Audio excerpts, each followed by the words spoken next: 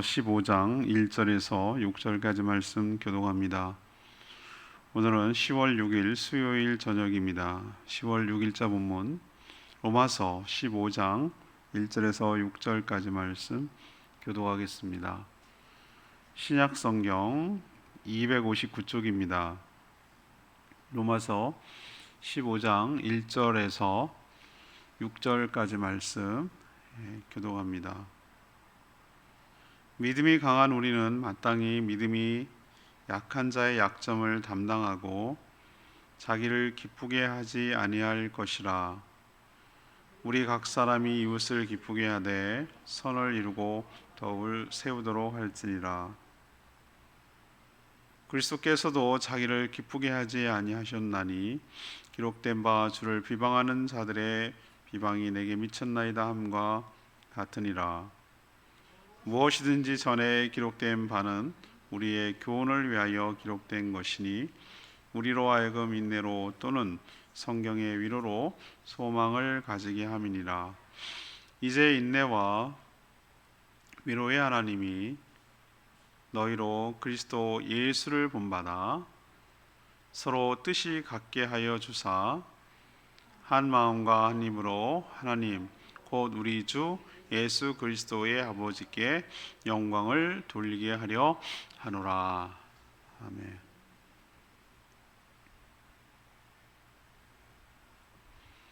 오늘 말씀 보면 믿음이 강한 성도는 상대적으로 연약한 성도를 담당하고 또 이웃을 기쁘게 하며 선을 행하고 덕을 세우라고 권면합니다.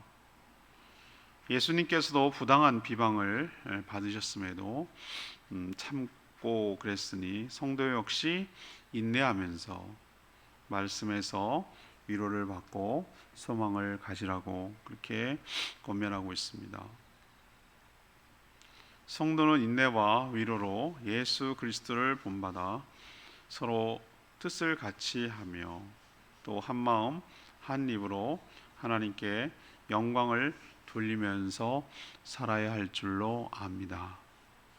오늘 질문은 성도가 성경의 교훈대로 산다는 것은 무엇을 의미합니까? 그것이 4절에 나오는 것 때문에 그렇습니다. 무엇인지 전에 기록된 바, 성경이죠. 우리의 교훈을 위하여 기록됐다라고 말하고 있어요. 하나님 말씀이 우리의 교훈을 위해서 기록됐는데 그러면은 그 말씀대로 교훈대로 산다는 것은 무엇을 의미합니까? 이것이 오늘 질문입니다. 먼저 1절, 2절 말씀 근거로 이웃에게 선을 이루고 덕을 세우며 살아가는 것을 말합니다. 성경에 기록된 것은 무엇이든지 믿는 성도들을 위하여 기록된 것이다 라고 4절 앞부분에 나와 있죠.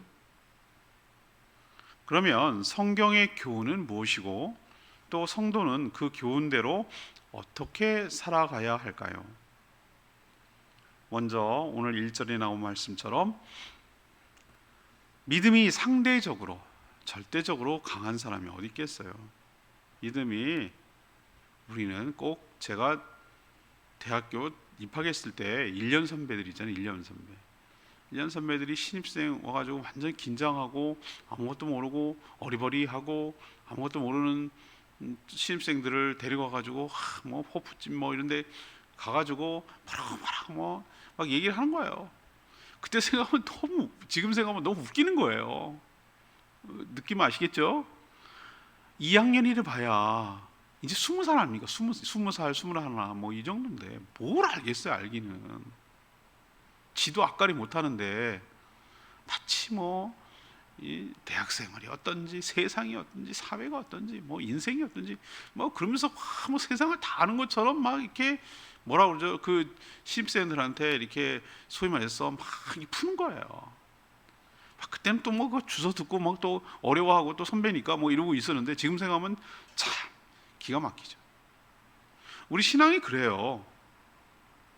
믿음이 있은들 얼마나 더 있고 강하면 얼마나 더 강하겠습니까? 다 거기서 거기고 다 부족해요. 연약하고요. 근데 그래도 그 안에 미세한 차이지만 꼭 대학교 2학년, 1학년 같은 그 차이, 지금 이제 나이가 들어서 그런 자녀를 이제 대학도 이제 다 졸업한 자녀를 둔 입장에서는 크게 별거 아닌다는 걸 알지만 또 그때 당시에 돌아가면 또 엄청난 일련이 엄청난 큰 갭이거든요. 그런 것처럼 우리 믿음이 상대적으로 더 강한 자는 상대적으로 더 약한, 연약한 자의 약점, 허물, 미숙함, 이런 것들을 어떻게 된다고요? 감당해야 된다 그래서 감당해야 된다. 약점을 감당한다는 뜻이 뭡니까? 아직 믿음이 연약하고 부족하기 때문에 넘어지고 미숙한 점이 드러나고 허물도 드러나고, 그럴지라도 어떻게 해주는 것이죠? 너그럽게 그 허물을 덮어주고 또 너그럽게 그 상대방을 뭐 해줘? 용납해주고. 잘했다는 얘기가 아니라 그럴 수 있어, 아직 다 잘 모르고 그만큼 그 심지가 견고하지 못하고 너무나 쉽게 잘 넘어지는 연약한 자이기 때문에, 깐난쟁이 이제 뭐 그런 애들 보면 이렇게 서 있다가 뒤뚱뒤뚱 몇 발짝 걷다 넘어지잖아. 그럴 수 있잖아요. 그거 우리 이해하잖아요. 그거를 야 너 왜 이렇게 똑바로 못 걸어 이렇게 말하는 게 더 이상한 거죠. 그런 것처럼 부족하고 모자라고 그런 것들을 이해해주고 용납해주고 덮어주고, 더 나아가서 부족하고 미숙한 여러 부분들을 어떻게 해주고 도와주고 이런 일들을 하는 것을 1절에 보면 뭐라고 그랬어요? 마땅히 이런 표현을 썼어요. 보이십니까? 믿음이 강한 우리는 마땅히라고 표현하고 있어요. 마땅히라는 게 뭐죠? 마지못해 하는 게 아니라 당연하게 그렇게 하는 것이 당연하다라는 것을 마땅히라고 표현하는 것이죠. 성도는 자신의 기쁨을 위해서 사는 자들이 아닙니다. 모든 성도는 각각 이웃을 기쁘게 하되 선을 이루고 덕을 세우도록 해야 한다라고 오늘 말씀을 통해서 이야기하죠. 예수 그리스도께서 자신을 아낌없이 내어주셨듯이 우리 역시 나를 필요로 하는 사람들을 위해서 어떻게 하라고요? 기꺼이 내어주며 살아가는 것이 마땅한 줄로 믿습니다. 자신을만을 위해서, 자신의 기쁨만을 위해서 사는 그런 이기적인 삶을 벗어버리고, 여기서 이웃은 옆집이 아니라고 그랬어요. 나를 제외한 모든 나에게 입장에서는 이웃이에요. 이웃을 섬기며 살아가는 것이 성도로서 마땅한 태도이고 말씀대로 살아가는 태도인 줄로 믿습니다. 예수님이 자신을 내어줬어요. 그걸 어떻게 할 수 있습니까? 천상에서 영광스럽게 살아가야 될 분이에요. 그분은 진리로 계시는 분이에요. 자신을 내어줬어요. 누구에게? 하나님의 뜻에 내어주고 인간들에게, 피조물에게 내어줬어요. 자신. 그들의 필요를 채우셨어요. 이 땅에 오셔서 고쳐주고 먹이시고 살려주시고 그랬어요. 그리고 십자가에 죽기까지 하심으로 우리를 구원하셨어요. 예수님을 닮는다, 예수님을 믿어서 은혜로 구원받았다는 것은, 성도라는 것은 예수님을 조금씩이라도 닮아가는 것, 이게 바로 믿음이 성숙한 자예요. 꼭 마치 5살짜리가 3살짜리 동생 챙겨주고 도와주는 거랑 똑같아요. 그럴 때 하나님께서, 부모님이 그 5살 언니를 얼마나 칭찬하고 흐뭇해하고 기뻐할까요? 오늘도 캄보디아 선교사님 2가정이 오셨어요. 제주도 온다고 하면 제가 그럴 이유는 없어요. 안 해도, 서운을 해도 할 말이 없어요. 그들은. 그렇지만 우리도 낯선 땅에 가면은 누가 나를 웰컴해주고 나를 따뜻하게 맞아주고 그리고 도와주고 챙겨주고 이렇게 하면 얼마나 힘이 되고 든든하고 기쁘고 그럴까요?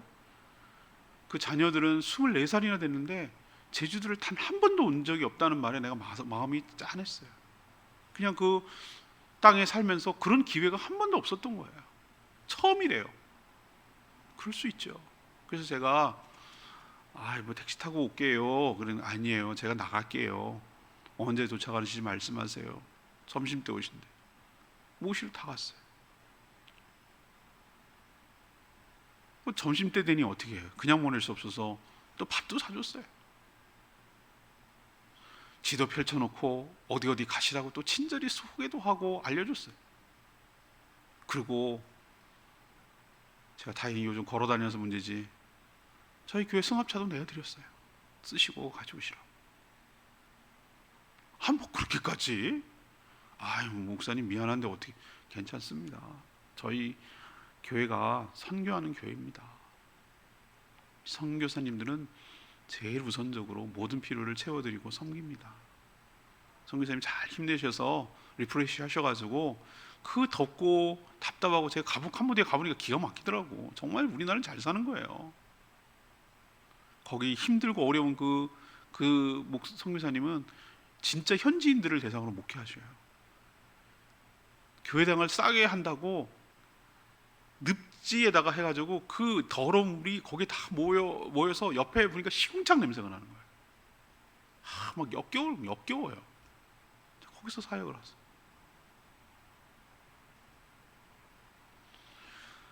아무튼 뭐 이런 얘기를 해서 잘했네 뭐 이런 얘기 하려는 게 아니라, 우리가 먼저 믿은 사람은 더 나를 필요로 하는 사람들에게 자신을 내어주고 섬기는 것이 마땅한 삶의 태도인 줄로 믿습니다. 그것이 주님을 닮아가는 거고, 그게 말씀대로 살아가는 것이죠. 두 번째, 3절 4절에 있는 말씀, 성경에서 위로를 받으며 소망을 갖고 살아갑니다. 이게 성경대로 사는 거예요. 성도 역시 살아가면서 신앙 때문에 손해도 보고 억울한 일도 당하고 비방도 받지만, 예수님이 십자가에서 받으신 고난이나 비방에 비교하면 이건 사실 아무것도 아니에요. 제가 고난주간과 부활절날 예수님의 고난에 대해서 말씀드렸잖아요. 예수님이 십자가에 못 박혀서 우리는 핀만 찔려도 아픈데 못 박혔으니 얼마나, 그것만 아프다고 생각하시면 안 돼요. 그 전에 여러분 생각해 보셨어요? 뺨을 때려요. 여러분도 아무리 해도 이 모욕적이잖아요. 뺨을 맞는, 침 뱉어요. 뒤에 가서 손가락 찌르고 누가 찔렀게, 선지자 노릇 네가 왕이면 해봐라, 맞춰봐라 선지자면, 이런 조롱을 하는 거예요. 홍포 입혀놓고 왕이요 저를 받아서 이렇게 조롱하는 거예요. 네가 왕이라며, 이거 조롱하는 거예요. 여러분 그거 참을 수 있겠어요? 그 모멸감을? 자기가 잘못해도 못 참아요 사람은. 그런데 아무 그런 잘못이 없는데 그런 참는 거예요. 하나님과 떨어져 본 적이 없어요. 떨어졌어요. 분리됐어요. 죽음을 맞았어요. 자기가 창조한 피조물에게 조롱당하고 죽을 때 그 심정이 어떻겠냐고요, 예수님. 그렇다면 우리가 받는 것은 예수님께 비하면 이건 진짜 아무것도 아니야. 아무것도.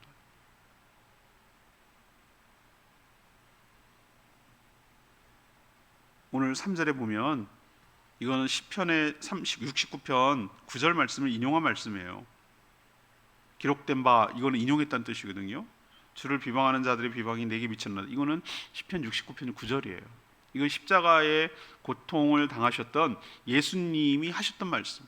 하나님을 비방했던 자들이 자신까지도 비방하고 있습니다. 이 얘기를 마치 본 것처럼 시편 기자가 뒤엔 일인데도 써놓은 거예요. 이 말씀 우리에게 적용하면 뭡니까? 예수님을 비방했던 저자들이 예수님을 믿는 우리까지도 함께 싸잡아 비난합니다. 이 얘기도 될 수 있는 거잖아요. 예수 믿으면 조롱이 돼요. 제가 이번 주일날 주보에 나가는 목회 칼럼을 썼는데 오징어 게임 썼어요. 오징어 게임. 오늘 방송 녹음도 마쳤어요. 근데 제가 거기서 그 표현 썼어요. 왜 이렇게 모든 언론과 컨텐츠들이 왜 이렇게 기독교인들을 비방하고 조롱하지? 왜 그렇게밖에 우리는 안 비춰지는 것이지 이제? 이런 생각이 드니까 너무 가슴이 아프고 속상한 거예요. 우리가 너무 왜 그래 화를 내기 이전에 정말 우리들에게 그런 모습이 없는가, 그들에게 감동을 주지 않고 얼마나 이기적으로 보였으면 저런 모습을 보이는 거 아닐까, 이런 생각이 드니까 정말 가슴 아프더라고요. 성도는 예수님을 본받고 닮아가는 사람들인 줄로 압니다. 예수님도 이런 고난 가운데 인내하셨다면 우리 역시 신앙 때문에 믿는다는 이유로 손해를 주고 조롱하고 비방해도 그것을 기꺼이 감수하며 인내하며 살아가는 사람들이어야 할 줄로 압니다. 하나님은 인내하는 성도들에게 말씀을 통해 위로하시고 또 땅이 아닌 하늘에다가 소망을 두며 살아가기를 원하십니다. 성도는 세상을 통해서 어떤 위로와 보상을 받을 생각을 하면 안 됩니다. 진정한 위로가 아니기 때문입니다. 하나님의 위로는 말씀을 통하여 성령을 통하여 하늘로부터 내려주시는 위로가 진정한 위로이고 그것만이 우리를 진짜로 위로할 수 있는 줄로 믿습니다. 세 번째는 5절에서 6절까지 말씀이에요. 서로 뜻을 같이 하여 한 마음으로 영광 돌리며 살아가는 것입니다. 성도는 주님을 생각하며 참고 견딥니다. 하나님이 주신 말씀을 통해 위로를 받고 소망이 생깁니다. 그럼 이런 인내와 위로를 받은 성도들은 어떻게 살아야 할까요? 하나님께서 위로와 소망을 주셔서 인내하게 하시는 이유는 무엇이냐는 것이죠. 모든 성도들이 예수 그리스도를 본받아서 서로 뜻을 같게 하여 한 마음과 한 입으로 하나님께 영광을 돌리게 하려는 의도인 줄로 믿습니다. 영광을 돌린다는 것은 무엇일까? 모든 칭찬과 칭송이 하나님께로만 돌아가도록 한다는 뜻이에요. 또 사실 그게 사실이에요. 하나님만 영광을 받으시기 합당한 분이에요. 하나님은 한없는 자비와 은혜를 우리에게 베풀어 주셨어요.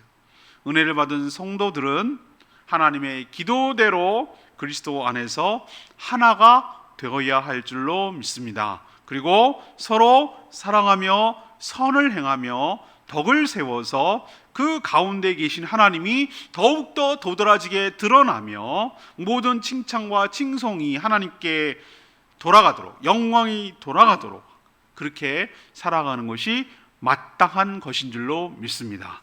이게 바로 성경대로 산다는 거고 구원받은 성도가 살아가는 태도여야 한다는 뜻이에요. 오늘 레마의 말씀이 4절 말씀 아까 언급했죠. 무엇이든지 전에 기록된 바는 우리의 교훈을 위하여 기록된 것이니 우리로 하여금 인내로 또는 성경의 위로로 소망을 가지게 함이니라. 하나님의 말씀을 기록한 성경이 우리에게 어떤 의미가 있는지 오늘 분명하게 말씀하는 구절이 이 구절 아니겠어요? 성경에 어떤 내용이든 이런 표현이에요. 이거는 그렇고 이건 아니고 이런 개념이 아니라 나에게 때론 불편하든 나에게 정말 위로가 되든 어떤 말씀이든 간에 그걸 취사 선택하지 말고 편식하지 말고 모든 하나님의 말씀 어떤 컨텐츠든지 누구를 위해서 구원받은 이 우리 성도들을 위해서 뭐 하기 위해서 교훈을 주기 위해서 기록된 것이다. 여러분 이거 믿으셔야 합니다. 그렇다고 받아들여야 되는 거예요. 구원받은 나를 위한 나에게 교훈을 주기 위한 말씀이다. 이렇게 생각하셔야 돼요. 주님이 오셔서 천국으로 인도하기까지 이 땅에 살면서 말씀을 통해 하나님은 위로를 주시고 또 천국의 소망을 주심으로 힘들고 어려운 고단한 인생에 힘을 내서 살아가도록 그렇게 그 방식으로 위로하시는 줄로 압니다. 세상에는 어떻게 위로를 하죠? 어떻게 위안을 얻습니까? 술 먹고 술, 담배, 여러 가지 오락, 취미, 친구들 이런 것들이 세상이 주는 위로예요. 근데 그런 것들은 어떤 거죠? 순간적으로는 그 순간만큼 뭔가 위로가 되는 것 같기도 해요. 그런데 여러분 그거 아세요? 그거 끝나고 나면 더 허전하고 더 외롭고 더 텅 빈 것 같고 더 씁쓸하고 더 외로움이 몰려 그런 거 못 느껴보셨어요? 세상이 주는 것은 일시적이고 찰나적이고 근원적인 게 아니에요. 근본적인 위로가 되지 못해요. 저는 어느 때 위로가 되냐면, 이건 정말 내가 목회자이기 때문에 하는 소리가 아니라, 저는 말씀이 정말로 동의가 되고 그 말씀이 너무 맞다라고 생각이 되고 그 말씀대로 이루어질 걸 생각하면 정말 눈물이 핑 돌고 너무 귀하고 너무 감사하고, 이런 약속을 해주신 하나님 너무 고맙고, 그렇게 될 때 위로가 되더라고. 그래, 성경에 뭐라고 돼 있어요? 세상이 끝이 아니야. 요한계시록에 뭐라고 나와 있어? 내가 너의 눈물을 닦아줄게. 내가 너의 수고를 아노라. 내가 너의 눈물을 아노라. 내가 너의 헌신을 아노라. 아신대요. 눈물을 주님이 친히 닦아주시는 거예요. 그게 얼마나 위로가 됩니까? 그래, 남 다 몰라도 돼. 알아달라고 하는 거 아니에요. 주님만 아시면 돼요. 그게 진짜 위로더라고요. 제가 경험해 보니까 주님 말씀이 위로더라고요. 참고 견뎌라, 끝까지 가라. 내가 너한테 1등 하라고 하지 않았어. 내가 지난주 목회 칼럼을 썼잖아요. 생일을 맞으면서 저는 1등 하려고 막 길을 썼어요. 1등 하려고. 남보다 제치고, 다 얘도 제치고 얘도 제치고, 그래서 1등 하는 게 성공인 줄 알았어요. 아니에요. 아니더라고요. 제가 목표를 바꿨다고 그랬죠? 뭡니까? 이 인생을 마라톤에 비유하면은 100m 달리기 하는 게 아니거든요. 옛날에 학생의 날, 11월 3일 학생의 날 하프 마라톤 이런 거 하면은 젊은 객기에 막 거기 참여한 적이 있어요. 내가 왜 그랬는지 몰랐고 미친 짓을 왜 했는지 몰라. 하프 마라톤이 42km의 반이면요, 20km, 20km면 그러니까 지금 젊으니까 그게 가능하지. 지금 택도 없는 얘기. 20km 걷지도 못해요. 그런데 20km 달렸다니까요, 그때는. 그러면은 1등 하는 사람한테는 상을 물려주죠. 1등이 아니라 끝까지 완주 20km 기어서 오건 걸어서 오건 뛰어서 오건 어쨌든 간에 통과해서 들어온 사람에게는 완주했다고 기념품을 줍디다. 그것이 번뜩 생각이 나는 거예요. 아, 그렇구나. 하나님께서 나에게 요구하시는 것이 너 1등 하라고, 다 제치고 남보다 뛰어나라고 너에게 요구하는 게 아니야. 내가 맡겨준 일 끝까지 포기하지 말고 낙심하지 말고 낙심하지 말고 끝까지 묵묵하게 그 일 잘하고 이 종착점에 피니시 라인에 다 완주해라. 완주 다 잘 맞춰라. 나의 갈 길을 다 맞춰라. 선한 싸움을 다 마치고 그 너의 마지막 길을 다 가라고. 완주가 제 인생의 목표가 되었어요. 사랑하는 여러분, 우리도 말씀을 통해서 위로를 얻게 되기를 소망합니다. 말씀을 통하여 교훈을 얻게 되기를 원합니다. 말씀을 통하여 소망을 갖게 되기를 원합니다. 오늘 4절 말씀이 그걸 얘기를 해주고 있는 거예요. 자, 본문으로 다시 돌아가서 질문으로 갑시다. 그러면 이 말씀, 이 성경 말씀대로 교훈대로 산다는 것은 무엇을 의미합니까? 첫 번째는 어떻게 하라고요? 이웃에게 뭘 하라고요? 선을 이루고 덕을 세우면서 살아가는 거래. 이게 잘 사는 것이다. 이게 교훈대로 사는 것이다. 두 번째는 성경에서 위로를 받으며 하늘의 소망을 갖고 살아가는 것이다. 세 번째는 서로 뜻을 같이 하고 한 마음으로 하나님께 뭐 하라고요? 영광 돌리며 살아가는 것이다. 이게 바로 잘 사는 것이다. 말씀대로 사는 것이다. 라는 것 기억하시고 이렇게 살아가는 저와 여러분 되기를 소망합니다. 오늘 말씀 붙들고 기도하기 전에 찬양집 689장 찬양집 689장 부르고 기도하는 시간 갖겠습니다. 689장입니다.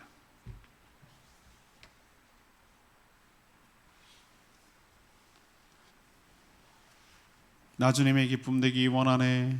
이 찬양하겠습니다.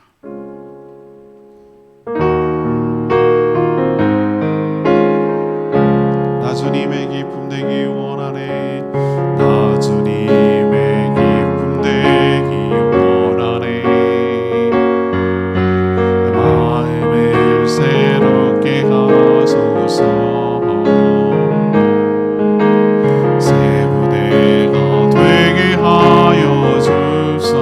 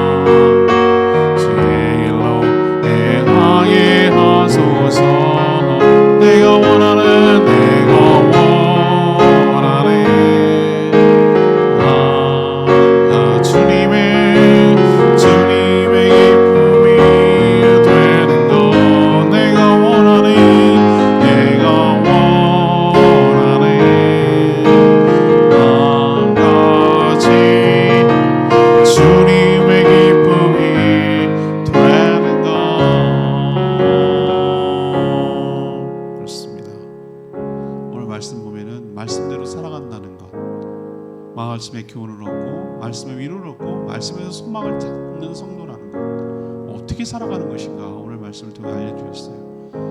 우리도 주의 은혜 가운데 살기를 원하고 남에게 베풀며 나누며 섬기기를 원합니다. 모든 한마음 한뜻이 되어서 모든 영광을 하나님께 돌리며 살게 되기를 원합니다. 그렇게 살게 해달라고 주여 외치며 기도합니다. 주의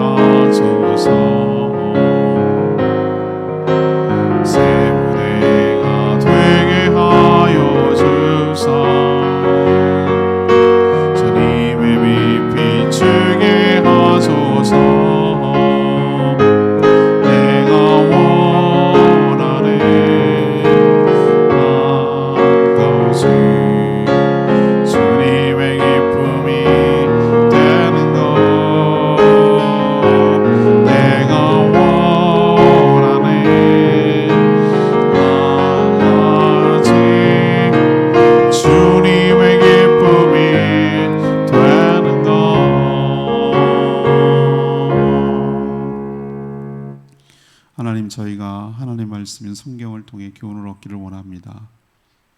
저희도 연약하지만 더 연약한 지체들을 담당하게 하여 주시옵소서. 자기를 기쁘게 하려고 살지 않고 이웃을 기쁘게 하며 선을 이루고 덕을 세우며 살게 하여 주시옵소서. 예수님께서도 자신을 기쁘게 하려고 살지 않고 하나님의 영광을 위해 참고 견디셨습니다. 우리도 주님, 우리도 주신 성경을 통해 위로와 소망을 얻고 인내하며 살게 하여 주시옵소서. 저희 모두가 예수 그리스도를 본받아서 서로의 마음과 뜻이 하나가 되어 한 입으로 하나님께 모든 영광을 돌리며 살게 하여 주시옵소서. 오늘도 간구하는 모든 기도 주님께서 응답하여 주시길 원하며 예수 그리스도 이름으로 축복하며 기도합니다. 아멘.